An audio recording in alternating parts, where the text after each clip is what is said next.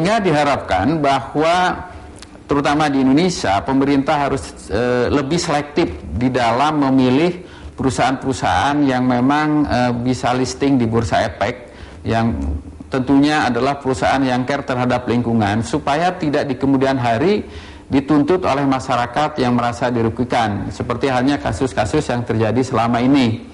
Sebagai contoh umpamanya kasus PT Indorayon yang terjadi di Sumatera, kalau melihat dari laporan keuangan itu sudah disajikan secara memadai. Dia sudah care, di situ dia akan mengelola lingkungan hidup dan lain sebagainya. Namun di dalam pelaksanaannya bahwa masyarakat ternyata masih menuntut, yang menyatakan bahwa PT Indorayon itu kurang care terhadap lingkungan. Nah, ini juga yang menjadi dilematis yang terjadi di negara kita, di Indonesia.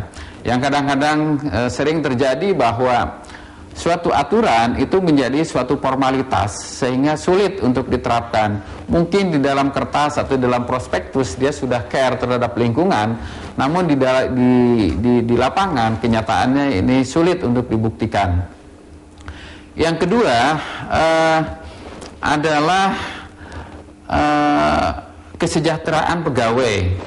Kesejahteraan pegawai di sini di dalam prospektus itu 3,6%. Sedangkan di dalam laporan tahunan itu menunjukkan angka 30%. Kemudian yang diungkapkan di dalam catatan atas laporan keuangan itu 36,1%. Nah, kalau mengenai kesejahteraan pegawai di sini yang menunjukkan angka paling tinggi adalah di dalam laporan tahunan dan catatan atas laporan keuangan.